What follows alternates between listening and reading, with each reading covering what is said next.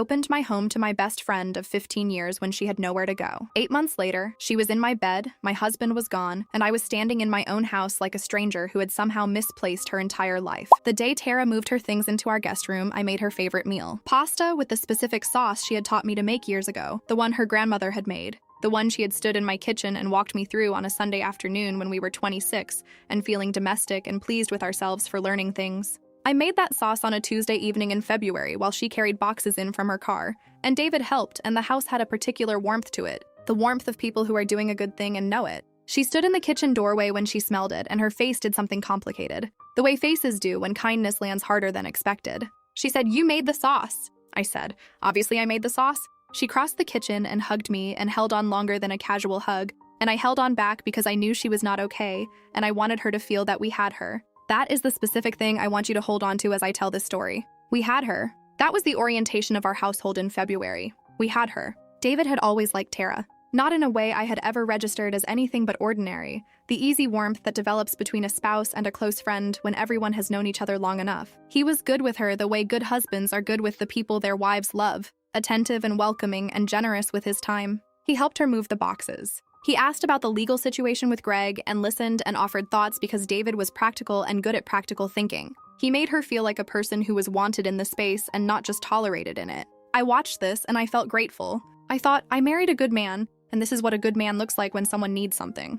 I was not wrong about what I was seeing. I was wrong about what I was not seeing. Tara in those first weeks was genuinely devastated. I want to be fair about that because the version of this story that makes her a cold-blooded schemer from day one is not accurate. She was heartbroken about her marriage in the specific way of someone who had not seen the ending coming, who had built a life on an assumption that turned out to be wrong. And the grief of that was real, and I witnessed it up close. She cried in ways I had never seen her cry. She lost weight. She had nights where she could not sleep, and I could hear her moving around the house at 2 in the morning, and I would get up and make tea, and we would sit at the kitchen table in the dark, the way we had sat up together through difficult things for 15 years.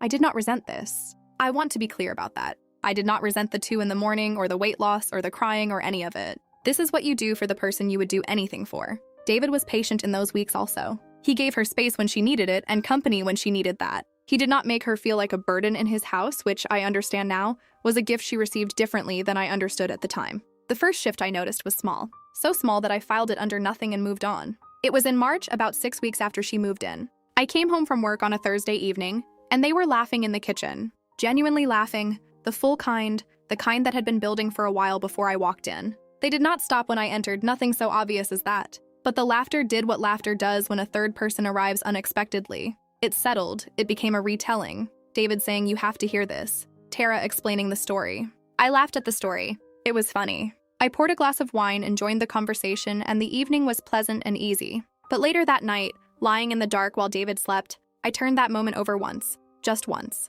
The specific quality of the laughter before I walked in. The fullness of it. Then I told myself I was being ridiculous and I went to sleep. I told myself I was being ridiculous many times over the following months. I became very practiced at it. I had not understood yet that the instinct I was talking myself out of was not paranoia. It was information. By April, the dynamic had shifted in ways I could feel but not yet name, and the thing I found tucked inside David's jacket the following week told me I had not been ridiculous at all. It was a receipt, not a dramatic piece of evidence, not a love letter or a photograph or anything that announced itself, just a receipt from a restaurant I had not been to for 2 people, on a Tuesday afternoon 3 weeks earlier when David had told me he was working from home, and I had been in the office all day. I found it in the inside pocket of his jacket when I was looking for a pen. I stood in the front hallway with it in my hand, and I looked at the date and the table for 2 and the 2 glasses of wine listed, and I thought about a Tuesday 3 weeks ago, and whether anything about that Tuesday had seemed different. I could not think of anything. He had been home when I got back from work. Dinner had been started. He had seemed fine, normal, the same Tuesday version of David he always was. Tara had been out that afternoon. She had mentioned going to meet with her attorney about the divorce proceedings. I had not thought about where her attorney's office was, or whether it was near the restaurant on the receipt. I put the receipt back in the pocket. I went to the kitchen. I made dinner. I sat across from my husband and my best friend at my kitchen table, and I smiled and I participated in the conversation. And inside, I was doing a very quiet and very thorough inventory of the last 2 months. The inventory was not reassuring. The laughter in the kitchen in March. The way Tara had started doing her hair differently. Nothing dramatic, just slightly more put together than the devastated woman who had arrived in February. The way David had started going to the gym more regularly, which I had noted as a good thing, a healthy thing, without asking myself what else might be motivating the new routine. The way the energy in the house had changed in some way I could not put my finger on, a frequency shift, something between them that had a different register than friendship. I had noticed all of these things and filed them under nothing, because filing them under something would have required me to follow the thread to where it led, and I was not ready to follow that thread. After dinner, I told David I had a headache and I went to bed early. I lay in the dark and I thought about what it meant to know something before you are willing to admit you know it, the specific liminal space of a person who has the information and has not yet allowed it to become real. I stayed in that space for 2 more weeks. I am not proud of the 2 weeks, but I understand them. What ended the 2 weeks was not another piece of evidence. It was a conversation, a completely ordinary conversation, between Tara and me on a Saturday morning when David was out running. We were in the kitchen with coffee, and it was the kind of easy morning we had shared hundreds of times over 15 years, and she said something about David, a small thing, an observation about his humor, the specific way she said it, the particular familiarity in her voice when she said his name. I looked at her across the table. She looked back. Neither of us said anything for a moment that lasted longer than it should have. Then she looked down at her coffee and she said something else, redirecting, and the moment passed, and I let it pass because I still had not gathered everything I needed to say what I needed to say. I called my friend Meg that afternoon while Tara was in her room and David was still out. Meg had known both of us for 10 years. I told her what I had found and what I had noticed and the conversation that morning and what I thought was happening. Meg was quiet for a moment. Then she said, "Lauren, I have to tell you something I probably should have told you sooner." What she said next told me I had not been imagining anything. And it told me that the 2 weeks I had spent in the liminal space of almost knowing had already cost me more than I had understood. Meg had seen them at a coffee shop in Late Kitchen. Not the restaurant from the receipt, a different place, a small one near our neighborhood that we all frequented. She had seen them through the window from the street. They were at a corner table. They were not touching, nothing so visible as that. But they were close in the way of people who have closed a particular distance, and their faces had the specific quality of a private conversation, the kind that stops being private and becomes something else. She had told herself she had misread it. She had told herself that David was just being a good host, a good person, a man being kind to his wife's grieving friend. She had told herself this for 3 weeks, and then I called her and she could not tell herself anymore. She said, "I am sorry I did not call you. I kept thinking I was wrong." I said, "I kept thinking I was wrong too." She said, "What are you going to do?" I said, "I do not know yet." I sat with what Meg had told me for the rest of that afternoon. By evening, I had made a decision about how I was going to handle it, which was directly and without delay, because I had already spent 2 weeks in the liminal space, and the liminal space had not served me, and I was not willing to stay there any longer. I waited until Sunday evening. Tara was in her room. David and I were in the kitchen, and I told him I needed to talk to him. I said it in the voice that means what it means, the voice that is not a conversation opener but a door closing. He went still in the way that told me everything before I asked anything. I put the receipt on the counter between us. He looked at it for a moment. He did not pick it up.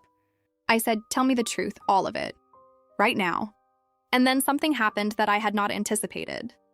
He did not deny it. He did not perform confusion or offer an explanation for the receipt that reframed it into something innocent. He looked at the receipt and then he looked at me and he said, "I am sorry, Lauren." That was the moment the floor of my life gave way. Not because I had not known. I had known in the way I had been knowing for weeks, in the way the instinct I had been talking myself out of had known from the first Thursday evening with the laughter in the kitchen. But knowing and being told are different countries, and I had just crossed the border between them. I asked him how long. He said, "Since late March." I did not do the math out loud, but I did it in my head, and the math meant 6 weeks after she moved in. 6 weeks of her crying at 2 in the morning and me making tea and sitting with her at my kitchen table was the runway for what started in late March. I asked him if he was in love with her. He paused before he answered, and the pause was its own answer, and then he said he did not know. I said, "Get out of this kitchen." He left the kitchen. I stood at the counter for a long time. The house was quiet around me in the specific way a house goes quiet when something is broken in it. I could hear Tara's television through the guest room door down the hall. The ordinary sound of it, life continuing in its ordinary rhythms in the rooms of my house while my marriage collapsed in the kitchen. I did not go to Tara that night. I was not ready for that conversation. I did not have the emotional architecture for 2 confrontations in one evening. I went to bed. David slept in the living room. I lay in the dark in my bedroom and I thought about 15 years and what they looked like from the inside and how thoroughly and completely I had been wrong about what I was looking at. The conversation with Tara happened the next morning. I had thought about what I would say, and I had decided I would not perform anything. Not rage, not dignity, not the elevated composure of a woman who has this under control. I was going to say the true thing plainly. I knocked on her door. She opened it. She looked at my face and she knew. I could see it land on her, the knowledge that the conversation had happened, that the thing they had been managing in the space between us had been named. She said, "Lauren." I said, "I know." What she said next was something I had not expected, and it changed the entire shape of the conversation that followed. She said, "I know there is nothing I can say." I said, "Say it anyway." She sat down on the edge of the guest bed. I stood in the doorway. The room was full of her things. Her clothes and her books and the specific accumulation of a person who has been living somewhere for 2 months. And I looked at all of it and thought about February and the sauce and the hug in the kitchen, and I held all of that alongside what I now knew and tried to stay present in my own body. She said, "It was not supposed to happen." I said, "But it did." She said, "Yes." I said, "How long?" She said, "Since the last week of March." Same as David. The stories matched, which told me they had talked about this, had aligned their accounts, had already had the conversation about what they would say when this moment came. I said, "How many times?" She said she was not going to answer that. I looked at her. I had known her face for 15 years. I had watched it in grief and joy and the ordinary range of human expression, and I was looking at it now, and it was a face I recognized completely and did not know at all. She said, "I did not plan this. I need you to believe that." I said, "I believe you did not plan it. I do not think it matters." She said, "Lauren." I said, "You slept with my husband in my house. In the house I opened to you because you had nowhere to go. Whatever the planning situation was, that is what happened." She said, "I know." I said, "Do you love him?" Another pause. The pause before these answers was starting to feel like its own language. She said, "I do not know what I feel. It has been a very destabilizing few months." A destabilizing few months. I thought about destabilizing. I thought about Greg leaving and her calling from the parking lot and me saying, "Come over." I thought about choosing the word destabilizing to describe a situation she had constructed in my home. I said, "I need you to be out by the end of the week." She said, "Of course." I said, "I also need you to understand that we are done. You and me. What we had for 15 years is done." She said, "Lauren, please." I said, "I am not asking you. I am telling you." She was crying by then. I noticed this with a kind of detachment that I understand now as shock. The way trauma creates a temporary glass wall between you and your own emotional response so you can function in the immediate moment. I was functioning. I was standing in a doorway and delivering information clearly, and I was completely shattered underneath it, and I could not feel the shattered part yet. She was gone by Thursday. David and I had a longer and more painful series of conversations over the following 2 weeks. He was not a man who had planned this or wanted to blow up our marriage. He was a man who had made a choice and then another choice, and the choices had accumulated into a situation he had not fully understood he was building until he was inside it and did not know how to get out. I believe this. I also know that believing it does not make the choices unmade. He asked if we could try counseling. I said I needed time before I could answer that. I called my mother. I called Meg. I did not call anyone who was also Tara's friend because I did not know yet who was whose friend in the aftermath of this, and I did not have the energy to navigate that while I was navigating everything else. My mother came to stay for a week. She did not say "I told you so" about anything because my mother is not that kind of woman. She just came and she cooked and she sat with me in the evenings and let me talk when I needed to and be quiet when I needed that. On the 3rd evening, she said, "What do you want, Lauren?" "Not from them."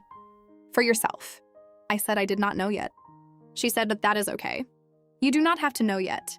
What I discovered in the weeks that followed was that the not knowing, the period before I had decided what I wanted, was not empty.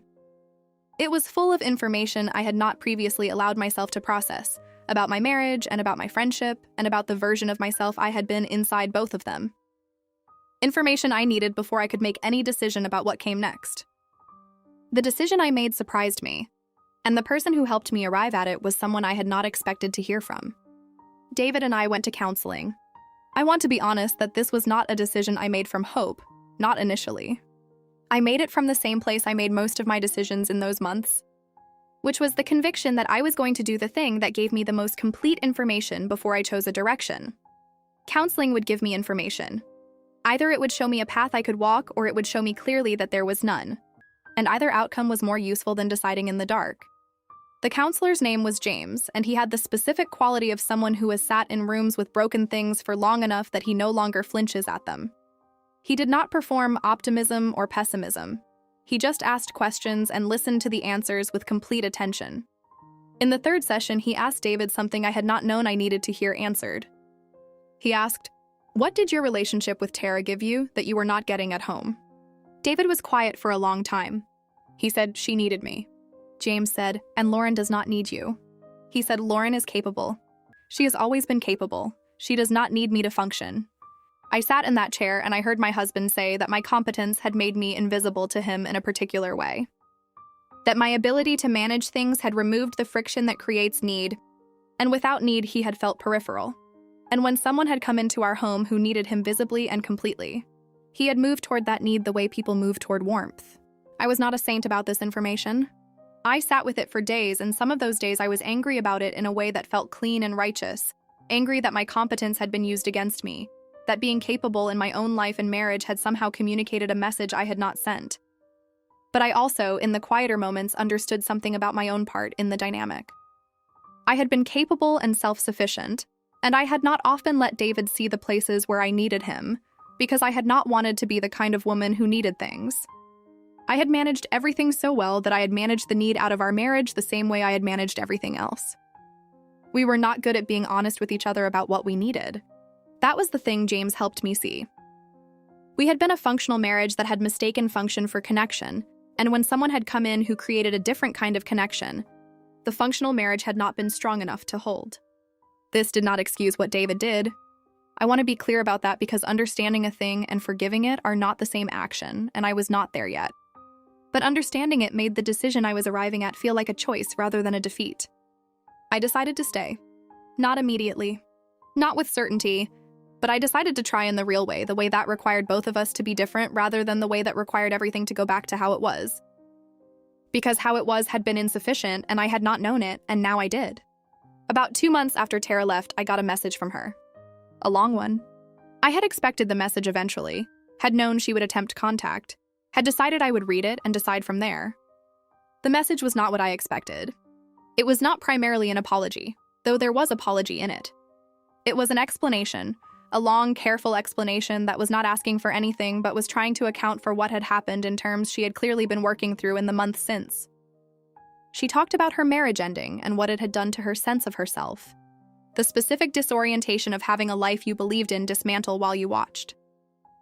She talked about being in a house where she felt cared for, and how that care had become something she had not managed well. She talked about knowing it was wrong and doing it anyway, and not having a satisfying explanation for why.